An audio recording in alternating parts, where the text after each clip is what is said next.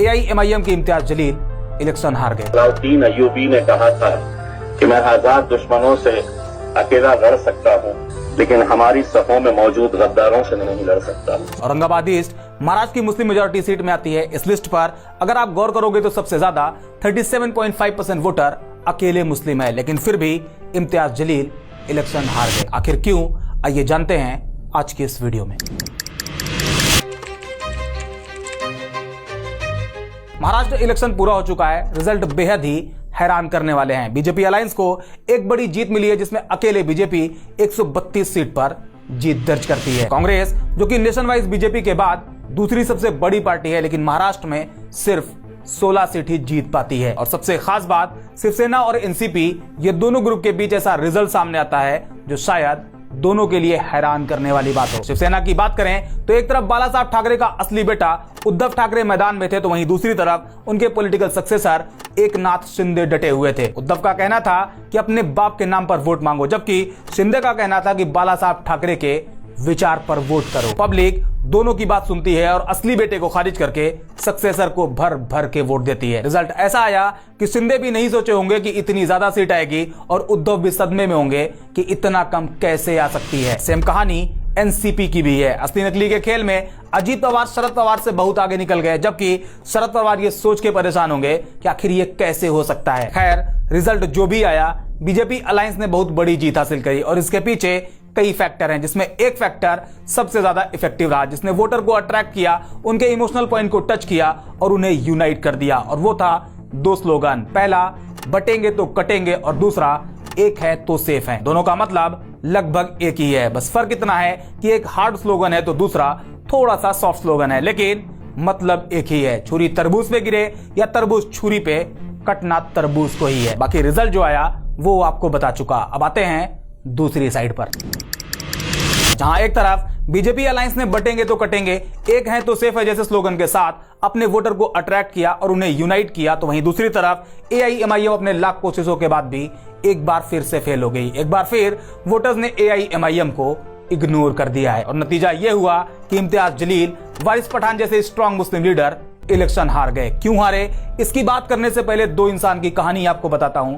जिसके बारे में आपको जरूर जानना चाहिए। साल 1756 में एक नवाब हुआ करते थे, नवाब सिराजुद्दौला, जो कि बंगाल, बिहार और उड़ीसा के नवाब होते हैं। सिराजुद्दौला अंग्रेजों के सख्त खिलाफ थे, उनकी गुलामी को चैलेंज किया करते थे। साल 1996 से 1702 के बीच अंग्रेज बंगाल में एक किला बनाते हैं, जिसे नाम देते हैं विलियम फोर्ट, जो कि इंग्लैंड के तीसरे राजा विलियम थर्ड के नाम पर रखा गया था, और यहीं से अंग्रेज इंडिया पर राज करने लगते हैं। लेकिन इलाका तो सिराजुद्दौला का था, और अंग्रेज एक तरह से उनके घर में घुसकर अपनी पावर बढ़ा रहे थे, जो कि सिराजुद्दौला को बिल्कुल भी पसंद नहीं आया। साल 1756 में वो विलियम फोर्ट पर अटैक करते हैं, किले को अपने कंट्रोल में ले लेते हैं और उसका नाम बदलकर अली नगर कर देते हैं। अब चूंकि अंग्रेज तो इंडिया पर रूल करने के लिए आए थे, ऐसे में इंडिया के अंदर कोई उनके किले को उनसे छीन ले, ये उनके ईगो को हर्ट करने वाला था। अंग्रेज वापस से उस किले पर अपना कंट्रोल पाने के लिए एक नई कोशिश शुरू करते हैं और नए प्लान तैयार करते हैं। चूंकि सिराजुद्दौला बंगाल, बिहार और उड़ीसा जैसे बड़े एरिया के नवाब होते हैं, तो जाहिर सी बात है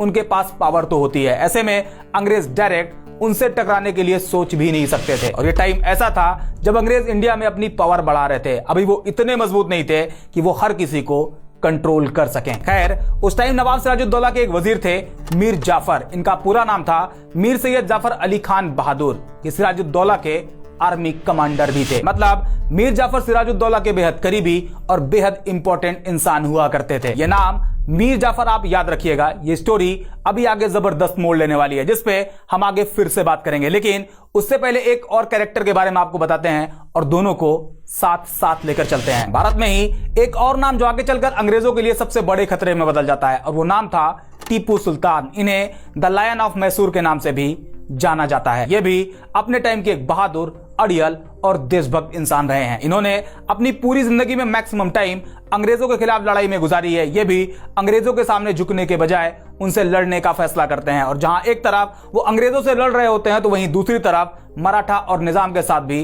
टीपू सुल्तान जंग में होते हैं। अपनी बहादुरी और हिम्मत से मैसूर को एक पावरफुल स्टेट बनाते हैं, साथ ही खुद को अंग्रेजों के खिलाफ तैयार करते हैं। एक टाइम आता है जब टीपू सुल्तान अंग्रेजों के लिए सबसे बड़े बैरियर बन चुके होते हैं। अंग्रेज टीपू के सामने इतने बेबस होते हैं कि उन्हें अपने ग्रेट एम्पायर के रास्ते में टीपू सुल्तान नजर आते हैं। उस टाइम जब टीपू स्ट्रांग होते हैं तो उनके एक सीनियर वजीर होते हैं मीर सादिक, जो कि सुल्तान के भरोसेमंद होते हैं। अब यहाँ पर दो नाम आपके सामने आ गए, एक मीर जाफर और दूसरे मीर सादिक। पहली स्टोरी पर वापस आते हैं। जैसा कि अभी बताया था कि नवाब सिराजुद्दौला विलियम फोर्ट पर अटैक करते हैं और उसे अपने कंट्रोल में ले लेते हैं और अंग्रेज वापस उस फोर्ट को हासिल करने के लिए नए नए प्लान बनाते हैं। लेकिन सिराजुद्दौला एक बड़े रीजन के नवाब होते हैं, उनके पास पावर ज्यादा होती है। ऐसे में अंग्रेज डायरेक्ट उनसे टकराने की हिम्मत भी नहीं कर पाते हैं और यहीं पर अंग्रेज किले को वापस पाने के लिए दूसरा रास्ता अपनाते हैं। एक ब्रिटिश ऑफिसर थे रॉबर्ट क्लीव, ये सिराजुद्दौला के वजीर मीर जाफर से कांटेक्ट करते हैं और नवाब के खिलाफ उनका साथ देने के लिए उन्हें एक ऑफर देते हैं। वो कहते हैं कि अगर तुम सिराजुद्दौला को छोड़कर हमारा साथ देते हो तो हम तुम्हें बंगाल का नवाब बना देंगे। और यहीं पर मीर जाफर, जो कि सिर्फ एक वजीर थे, वो नवाब बनने का ख्वाब देखने लगते हैं और रॉबर्ट क्लीव के ऑफर को एक्सेप्ट कर लेते हैं। सेम इसी तरह टीपू सुल्तान के जो वजीर थे मीर सादिक, वहां भी कंपनी का एक ऑफिसर मीर सादिक को ऑफर देता है कि अगर वो टीपू के खिलाफ उनका साथ देंगे तो वो बदले में उन्हें पैसा और पावर देंगे। एक तरफ मीर जाफर नवाब सिराजुद्दौला को धोखा देने के लिए तैयार हो जाते हैं तो वहीं दूसरी तरफ मीर सादिक टीपू सुल्तान के खिलाफ अंग्रेजों का साथ देने के लिए मान जाते हैं। अपडेट आती है 23 जून 1757। अंग्रेज सिराजुद्दौला से विलियम फोर्ट वापस लेने के लिए आगे आते हैं। बंगाल की छोटी सी जगह प्लासी में दोनों की फौज एक दूसरे के सामने आती है और इसे इतिहास में प्लासी युद्ध के नाम से जाना जाता है। इस वॉर में सिराजुद्दौला के पास 50,000 सैनिक होते हैं, 50 तोप होती है और 40 हाथी होते हैं, जबकि ब्रिटिश फोर्स के पास सिर्फ 3,000 सैनिक होते हैं। लड़ाई शुरू होती है और उसी टाइम मीर जाफर अपने 15,000 सैनिकों के साथ सिराजुद्दौला से अलग हो जाते हैं। वो उस लड़ाई से खुद को अलग कर लेते हैं। उनका कोई भी सैनिक उस युद्ध में लड़ने के लिए आगे नहीं आता है और उसका नतीजा यह हुआ कि जब 15,000 सैनिक पीछे हटे तो बाकी सैनिक का भी सेल्फ कॉन्फिडेंस कमजोर हुआ और सिराजुद्दौला इस जंग में हार गए। उन्हें गिरफ्तार किया गया और मीर जाफर के बेटे मीरान के कहने पर सिराजुद्दौला को कत्ल कर दिया गया। इसी तरह दूसरी तरफ साल 1799 में टीपू सुल्तान और ब्रिटिश आर्मी के बीच फाइनल युद्ध होता है, जिसे हिस्ट्री में फोर्थ एंग्लो मैसूर वॉर के नाम से जाना जाता है। इस वॉर में टीपू के पास एक पावरफुल आर्मी थी, उनके पास अच्छा खासा एक्सपीरियंस भी था, लेकिन टीपू को कमजोर करने के लिए मीर सादिक अपने कुछ साथियों के साथ उनसे अलग हो जाते हैं। जब मुकाबला चल रहा था, दोनों की सेना लड़ रही थी, तो मीर सादिक ने अपने लोगों को रुकने के लिए कहा और टीपू की सेना को अकेले छोड़ दिया, जबकि टीपू अपने किले को डिफेंड करने के लिए लगातार लड़ रहे थे। और जब ब्रिटिश आर्मी टीपू के किले तक पहुंचती है तो मीर सादिक किले का दरवाजा खोल देते हैं। British army